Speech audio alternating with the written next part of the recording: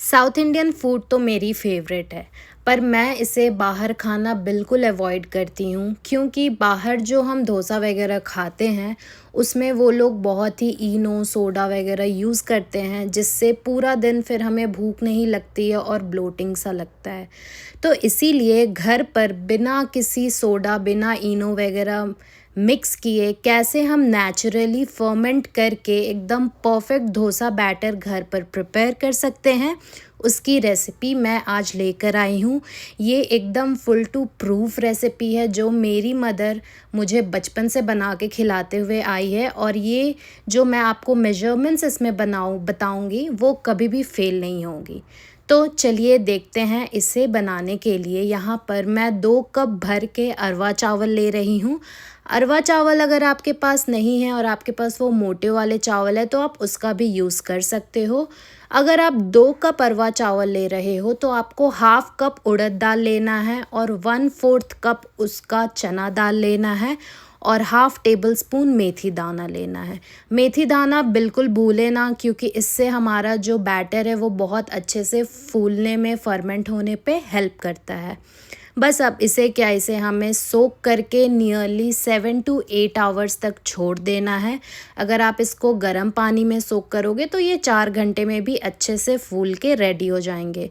तो मैंने इसे नियरली 7 टू 8 आवर्स तक फूलने के लिए छोड़ दिया था, और 7 टू 8 आवर्स के बाद हमारे जो चावल और दाल है वो बिल्कुल अच्छे से फूल कर रेडी है। अब हम इसे एकदम अच्छे से 3-4 पानी से वॉश कर लेंगे ग्राइंड करने से पहले। अब हम एक जार लेके इसको बिल्कुल स्मूथ कंसिस्टेंसी में आने तक ग्राइंड कर लेंगे। अगर आपका जो दाल और चावल का बैटर है वो एकदम अच्छे से स्मूथ ग्राइंड नहीं होगा तो वो एयरी नहीं होगा, जिसके चलते जो हमारा बैटर है वो एकदम अच्छे से नेचुरली फर्मेंट नहीं होगा। तो मेक श्योर आप इसे एकदम स्मूथ ग्राइंड करें। पानी डाल डाल कर ही ग्राइंड करें। अगर आपको ऐसा लगे कि पानी ज़्यादा कम हो गया है तो वो हम लास्ट में मैनेज कर लेंगे, क्योंकि जब ये फर्मेंट होगा ना तो ये अपनी कंसिस्टेंसी से और भी ज़्यादा हार्ड होगा। तो इसी तरह से मैंने एक एक करके अपने सारे बैचेस को बिल्कुल फाइन कंसिस्टेंसी में आने तक ग्राइंड कर लिया है। तो बस अब हमें इसे ओवरनाइट रेस्ट करने के लिए छोड़ना है। गर्मी का टाइम है तो ये ओवरनाइट बिल्कुल अच्छे से फर्मेंट होके रेडी हो जाएंगे। नहीं भी तो 12 से 15 घंटा इज़ इनफ इसको नेचुरली फर्मेंटेशन करने के लिए। इसे आप एक ऐसे बर्तन में डालें जिसमें ऊपर डबल स्पेस हो, ताकि जो हमारा बैटर फर्मेंट हो वो अच्छे से ऊपर आए, उसे स्पेस मिले और वो अच्छे से नेचुरली फर्मेंट हो पाए। तो नेक्स्ट डे हो चुका है। मेरा डोसा का बैटर अभी तक मैंने चेक नहीं किया है क्या कंडीशन है, बट आई नो वो फर्मेंट हो गया होगा। तो अब मैं एक चटनी प्रिपेयर कर रही हूँ हमारे डोसा के साथ खाने के लिए, जिसमें मैंने 1/4 कप चना दाल, 1/3 मूंगफली और नियरली 12-13 लहसुन की कलियाँ, 4 हरी मिर्च अपने स्पाइस के अकॉर्डिंग, इन सारी चीज़ों को हल्का सा एक हाफ़ टेबल स्पून ऑयल डाल के बिल्कुल अच्छे से सौते कर लेंगे। जब उसका हल्का सा कलर चेंज हो जाए तो फिर हम इन सारी चीज़ों को पानी में डालकर सोक होने के लिए नियरली हाफ़ एन आवर तक छोड़ देंगे। आप चाहो तो पीनट्स ड्राई रोस्ट करके उसका छिलका भी निकाल सकते हो, बट मैं छिलका नहीं निकालती हूँ तो मैं इसीलिए एक साथ इन सारी चीज़ों को रोस्ट करके ग्राइंड कर देती हूँ। फिर नॉर्मल जैसे हम चटनी वगैरह ग्राइंड करते हैं, थोड़ा थोड़ा पानी डाल के हम जो अपनी चटनी है उसको ग्राइंड करके रेडी कर लेंगे। तो यहाँ पर मेरी चटनी भी बिल्कुल अच्छे से ग्राइंड हो चुकी है, एकदम स्मूथ कंसिस्टेंसी में आ चुकी है। इसको मैं एक दूसरे बाउल में ट्रांसफ़र कर दूँगी। आपको इसको जितना पतला मोटा रखना है उसके अकॉर्डिंग आप इसमें वाटर ऐड कर दीजिए, और फिर अब हम इसमें सॉल्ट डालेंगे टेस्ट के अकॉर्डिंग। और अब हम इसमें कुछ और ऐड नहीं करेंगे, सिर्फ एक अच्छा सा तड़का लगाएंगे। तो तड़का के लिए मैंने तड़का पैन में सरसों तेल डाल दिया है, और छौंक के लिए मैं राई, कड़ी पत्ता और सूखी लाल मिर्च का छौंक उसमें लगाऊंगी और ट्रस्ट मी ये जो छौंक लगेगा ना हमारी चटनी में, ये बहुत ही अमेजिंग सा फ्लेवर आएगा। तो बस अब इस जो हमारा तड़का रेडी हो गया है, इसको हम अपनी चटनी में ऐड कर देंगे। लग रही है ना बिल्कुल अमेजिंग सी चटनी। आप चाहो तो अगर आपके पास कोकोनट अवेलेबल है तो आप ये दाल के और मूंगफली के साथ कोकोनट को भी ग्राइंड कर सकते हो, वो भी बहुत अमेजिंग लगती है। बट मेरे पास नहीं था अवेलेबल तो मैंने ऐड नहीं किया है। फिर तड़का लगा के हम इसे कवर करके छोड़ देंगे। गर्मी का टाइम में अगर आप ये चटनी बना रहे हो ना, तो मेक श्योर आप इसे बनाकर फ्रिज में रख दो, क्योंकि ये चटनी बहुत जल्दी ख़राब होती है।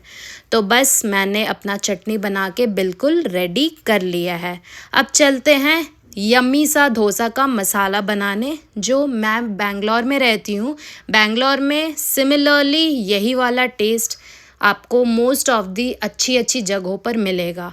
वैसे तो डोसा का आलू मसाला बहुत ही तरीके से बनता है, बट मैं आपको मेरी वन ऑफ दी जो फेवरेट मुझे लगती है उसकी रेसिपी बताती हूँ। तो बस कुछ नहीं करना है, आलू को हमें एज़ यूजुअल वॉश करके बॉईल कर लेना है। हमेशा आलू वॉश करके ही बॉईल करें, क्योंकि क्या होता है ना, आलू के ऊपर बहुत सारी मिट्टी या गंदगी लगी होती है, तो जब हम बॉईल करते हैं तो वो गंदगी आलू के अंदर जाती है। तो मेक श्योर आप उसे अच्छे से वॉश कर लें और फिर बॉईल करें।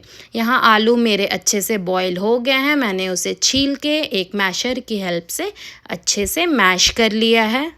अब हम एक कढ़ाई लेंगे, उसमें सरसों तेल ऐड करेंगे और थोड़े से पीनट्स मैं ये मसाला में डालने के लिए फ्राई कर ले रही हूँ इसी में। और जब हमारे पीनट्स फ्राई हो जाएं तो हम तड़का में सरसों, कड़ी पत्ता, सूखी लाल मिर्च, चना दाल और उड़द दाल का छौंक लगाएंगे और लंबे लंबे कटे हुए अनियंस इसमें डालकर हम हल्का सा अनियन को सॉफ्ट करेंगे। हमें इसे गोल्डन ब्राउन वगैरह नहीं करना है, ये मसाला का अनियन बस हल्का सा सॉफ्ट ही अच्छा लगता है। और यहाँ पर मैं ग्रेटेड जिंजर एंड गार्लिक का पेस्ट ऐड कर रही हूँ। जिंजर एंड गार्लिक का जब रॉ स्मेल या टेस्ट ख़त्म हो जाए, फिर हम इसमें हल्दी, नमक और 1 चम्मच के करीब सांभर मसाला ऐड करेंगे। सांभर मसाला बिल्कुल स्किप ना करें, वो इस मसाले में बहुत ही यमी लगता है। और अब जो हमने पीनट्स फ्राई किए थे वो ऐड कर देंगे और जो हमारे मैश्ड पोटैटोज़ हैं उसको भी इसमें ऐड करके हाई फ्लेम पे इसे नियरली 4 से 5 मिनट तक भूनते रहेंगे। और बस हमारा यम्मी सा डोसे के साथ खाने वाला मसाला रेडी है। अगर आप चाहो इसको हल्का पतला करना तो आप इसमें थोड़ा सा पानी ऐड करके इसे पतला भी कर सकते हो, क्योंकि कई जगह ये मसाला हल्का पतला भी मिलता है, बट मुझे ये ऐसे ही पसंद है। और बस अब हमारा ये बैटर आप देखिए, बिना किसी सोडा इनो यूज़ किए ये कितने अच्छे से नेचुरली फर्मेंट हुआ है। बाहर का तो हम एक नहीं खा पाते हैं, पर घर का हम 3-4 डोसा तो बिल्कुल आराम से खा लेते हैं। उसका रीज़न यही है क्योंकि हम इसे नेचुरली फर्मेंट करते हैं बिना किसी प्रिजर्वेटिव्स या मिलावट के। तो बस अपने अब डोसा तवा लेना है, जैसे हम नॉर्मल डोसा बनाते हैं सिमिलरली वैसे ही मैंने डोसा का बैटर को अपने तवा पे बिल्कुल अच्छे से स्पाइरल शेप में स्प्रेड कर दिया है। इस पे हल्का सा घी ऐड कर दें और फिर इसे लो फ्लेम पर ही आप कुक करें ताकि ये बिल्कुल अच्छे से करारे हो। आपको अगर पेपर डोसा चाहिए तो आप और पतला करें, थोड़ा मोटा चाहिए तो थोड़ा और मोटा बैटर स्प्रेड करें और अपना मसाला ऐड करके एंजॉय करें homemade south Indian style masala dosa. ये रेसिपी आप ज़रूर से ज़रूर ट्राई करें, ट्रस्ट मी ये कभी भी फेल नहीं होगी। So thank you so much for watching, have a nice day, bye bye, and please yes do not forget to like, share and subscribe my YouTube channel. See you guys again in the next videos. Bye bye.